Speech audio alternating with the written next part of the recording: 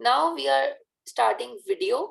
This is related to information representation. So we have got information in the form of video as well. So let's focus on this.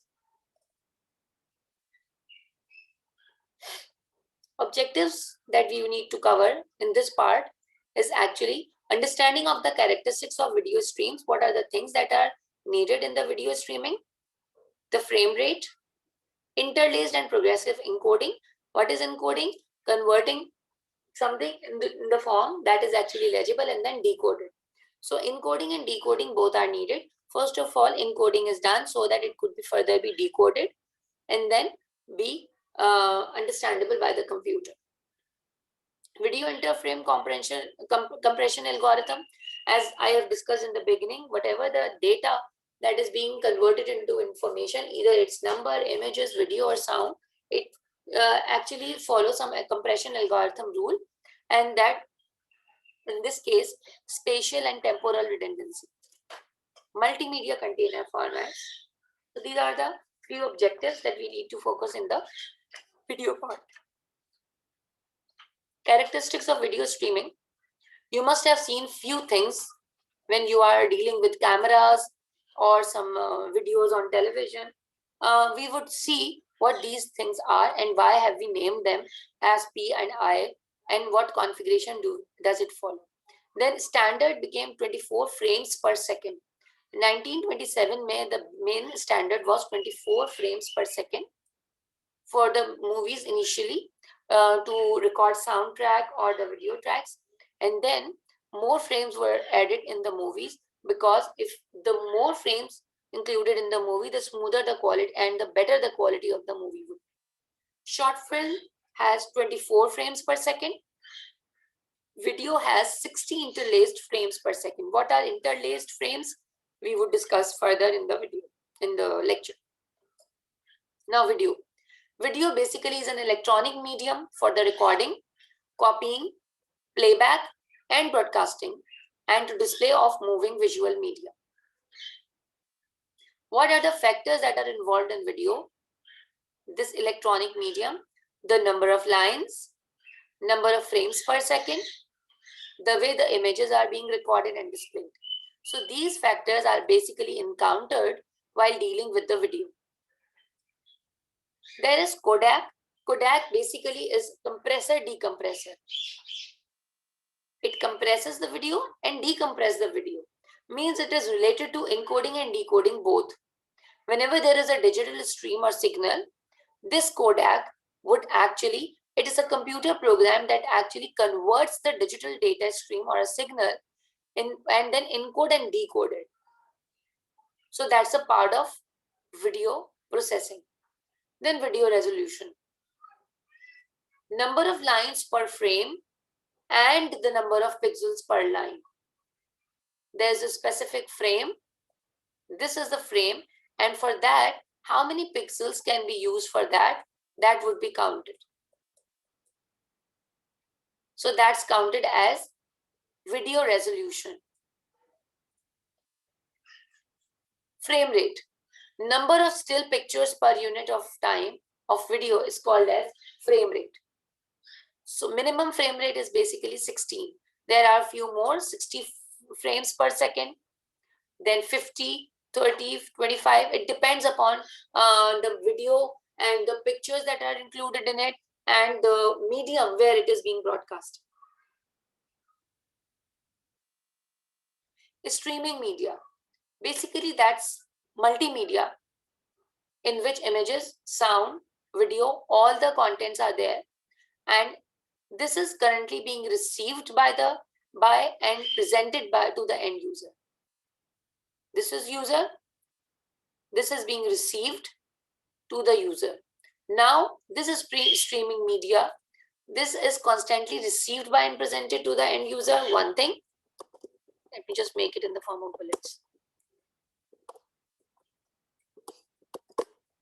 Stream. What does a stream mean?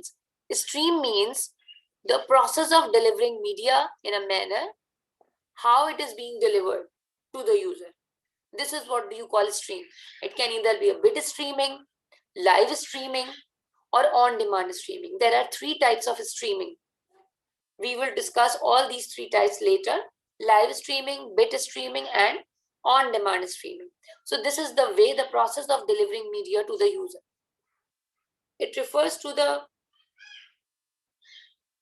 आगे आ जाते हैं live streaming. तो बता दिया. Live streaming basically refers to the content delivered live over the internet. When you are delivering something to the user live over the internet, that is called as live streaming. As you all know, it requires a form of source media, either a camera, an audio interface, screen capturing software or device, along with that an encoder, so that it can digitize the content that is being captured at the same time. And then a media publisher that actually publish media live over the internet, and content delivery networks, so that it can easily be distributed and deliver the content over the network. So that's basically called as live streaming. Now, downloading versus streaming. What is the difference between downloading and streaming? Basically, while downloading any video or an audio file, it needs to be stored on the computer and it needs a media player to execute that video. On the contrary, when there is a streaming, then you need a Wi-Fi connection. That's it. That would, and then the streaming media, either live, bit, or on demand. And then compression would be done because it needs to be transmitted from one end to the other. So that's why compression is needed, and it is streaming. So that's the case that we need to compress that. And then it would be displayed real time. Advantages of streaming and disadvantages of streaming video, any type. Basically, streaming video, it saves time. It does not have to be downloaded at the user's end. Along with that, it uses less storage space. These are all counted as advantages of streaming live video or on demand or bit. Then disadvantages of a streaming video. It cannot keep a copy for viewing offline, requires internet access always, and buffering can interrupt playing the video. So these are all the disadvantages counted in the video streaming. Now we are discussing bit streaming. We already have discussed live streaming. Now bit streaming. Bit streaming basically is a sequence of digital bits or signals in sequence in the same order as sent over a communication path or internet that needs to be transferred data at high speed.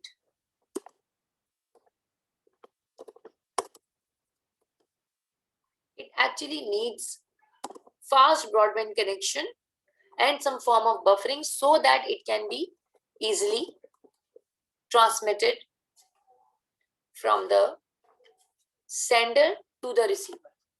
What are the benefits of bit streaming? Now just have a look of it. What are the main things that we have just seen? Sequence of bits.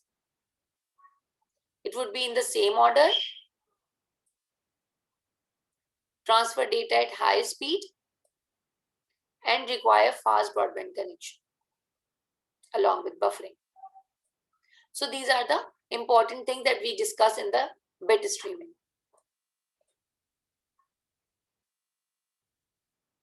अच्छा, अभी मैं बताती हूँ, just wait for a while. Let's just do the benefit and advantages. No need to wait for a whole file to be downloaded. No need to store large files on user's computer. Allows on-demand playback. आपने देखा है, आप live आप कहीं से कोई song आपने सुनना है किसी वेबसाइट से, that's basically an example of bit streaming. No specialized software is required for playback because you have not downloaded it. एक live streaming है, currently is there happening, जैसे कि आपका live streaming थी PSL की भी आपने देखी होगी, तो वो live streaming थी. Bit streaming, something is uploaded on the website and now you are playing it from the same path, from the same place. That's called bit streaming. Ma'am, sorry, isn't Isn't PSL live streaming, not bit streaming? No, it was live streaming. It That wasn't has bit streaming. that was in real time here. But Exactly. if you watched a video, there's like a little shadow, like a light color. That's the buffer. And when you go, and then when it's red, if you watch YouTube, if it's red, then you that's what you're watching, and it's like this silver thing after it. That's like the buffer. G, exactly. So that's buffering. So live streaming is the real time videos. Bit streaming, something that you watch from the video. हाँ सही है Leena, you're right. अच्छा, इसको on demand भी कहते हैं. अभी हम आगे आ रहे हैं ऑन डिमांड का. अभी हम उसका डिफरेंस भी देखेंगे. Now we have got,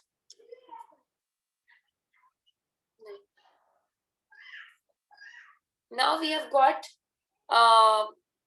what are the क्या देख रहे थे हम, benefits of the bit streaming.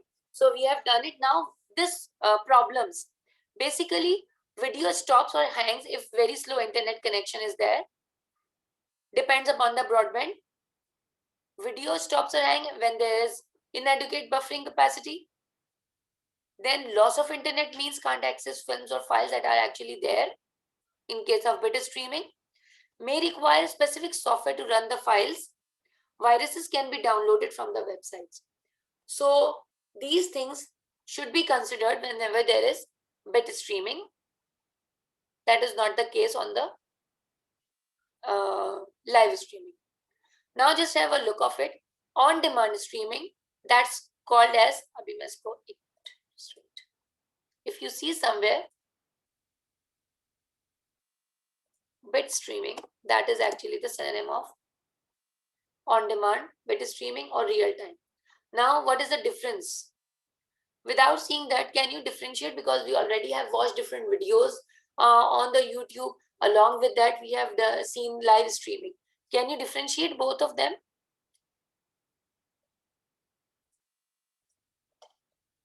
Without having a look of that.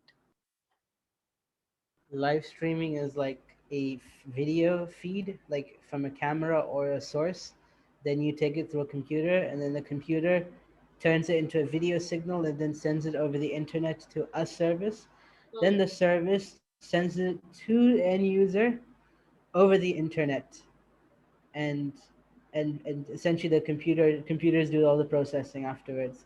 And Whereas what on about bit demand, it's a streaming? file you bit streaming, it's a video file. It's stored somewhere, and one watches from that server, and essentially it loads in succession. Okay, correct. Do you think that once you have covered it? It's okay. Okay. Now moving on.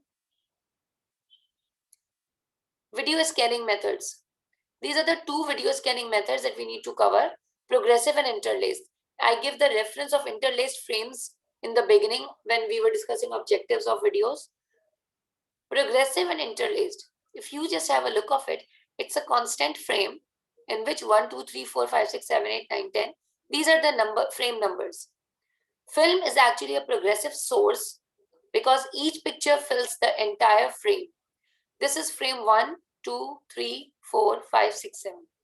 All the frames are actually filled with the picture, and each line from left to right and top to bottom. There is no space in the middle, hence it is forming the whole picture filled with the color. The entire picture is painted at once. No flickering is needed there because the whole picture is filled with the color. One image after another in rapid succession. There is no break in the middle, and it creates the illusion of motion out of still images. There are different still images. When you use the flip book, it would acting in the same way. That's progressive frame. Uses computer screens or modern flat panel TV or internet TV. They uses progressive frames. There is other one, interlaced frame. This interlaced frame scans odd number starting all the way from top to bottom, and then even numbers starting all the way from top to bottom, and then give the complete picture. And it is actually a persistent motion of odd and even interlaced frames. If you see this, odd lines and the even lines, when we combine both of them together, 1, 2, 3, 4, 5, 6, when they both coordinate with each other, then it gives a complete image of it. Are you both clear about interlaced frames? The difference, I would like to add something. Interlaced frames, if you're watching something very fast motion like sports, you may see like dashed lines. Have you ever noticed it? Yes, Fast moving graphics, or there's like exactly. lines, zigzag lines across the screen as if it got crinkled. Yes, it is the same method. That's interlaced frame. You are right. You have reached to the point. Okay, what are the advantages of interlaced frame? It saves bandwidth. You don't need much bandwidth because in this case, you have to have a complete filled picture. Half of the picture appears on the screen at a time. The other half of the picture would follow the next instant, and it takes 1/60th of a second to be precise and then complete the picture. So it's a very short time that actually fills the odd and even images and then give you the complete picture. Now, video interframe compression algorithm. What is it? Basically, interframe coding provides substantial compression. Whenever you have got anything to be transferred from sender to receiver, it needs to be compressed. Since it is videos, we have done the way it is being transmitted. Now we have to see the compression. How compression is being done? There are two types, spatial and temporal. Spatial and temporal, there's a difference. It is actually compressing a video file. How it is being performed? If you see, there's a simple image. There are few points that are being changed of the same image. Another example is live streaming of a match. If you see the audience, they are sitting almost similar in the same way, but the difference is the player. So in this case, we have to have the redundancy. Now just have a look of it. What is the difference between spatial redundancy and temporal redundancy?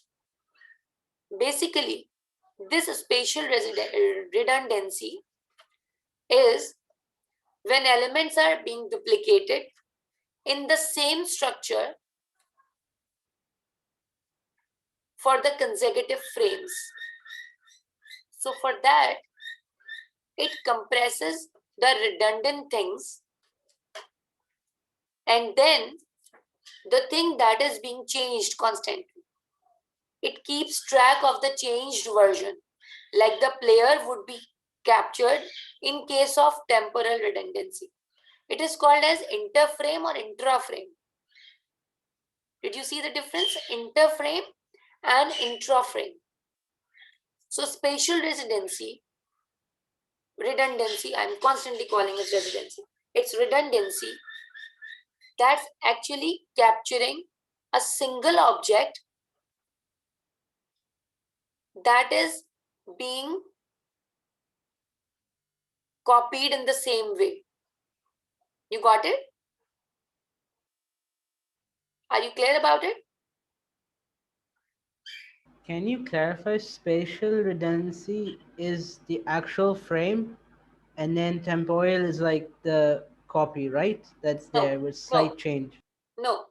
Just have a look of it. If you see the picture, this is a spatial. Now see, these are the pictures.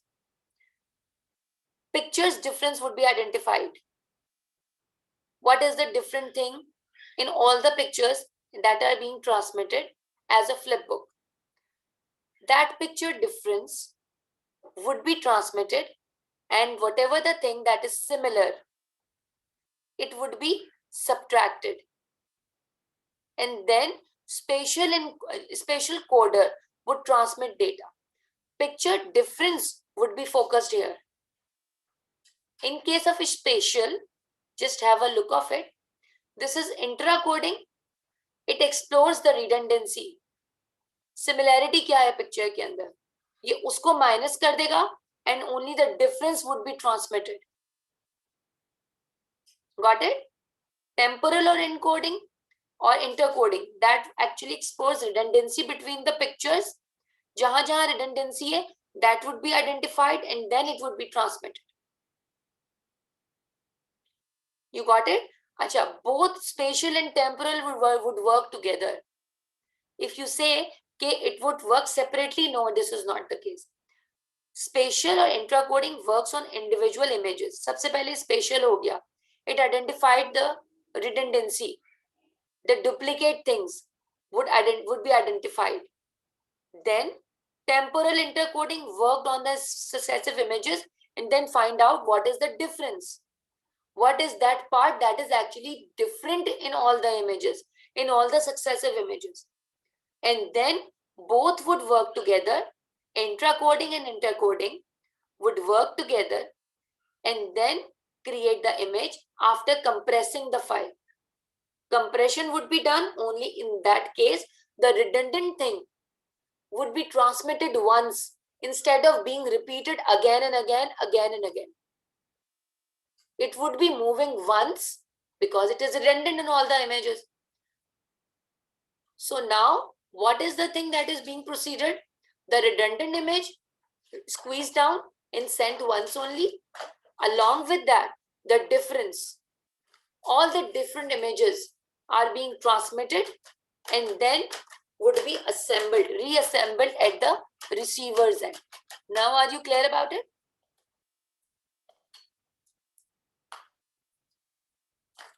Are you clear about it?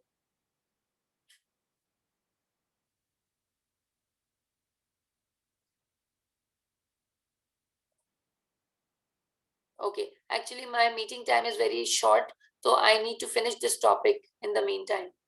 Multimedia container format. This is actually a format that supports multiple extensions of video files or multimedia file, you can say. There are different extensions that works in case of video files: AVI, MOV, MP4, OGG, ASF, Real Media, and different software supports different extensions. Multimedia container format supports multiple audio format, video formats, or metadata that actually goes with the video file, extra information of the files, and then it accommodates all the compression techniques and then supports it. That's basically a format, multimedia format container that gives space to all the extensions, the compression that it actually experienced, and then encapsulation, and then being forwarding the video file to the streaming or to the receiver's end. So are you clear about it? Then I would end the meeting because this topic is being completed.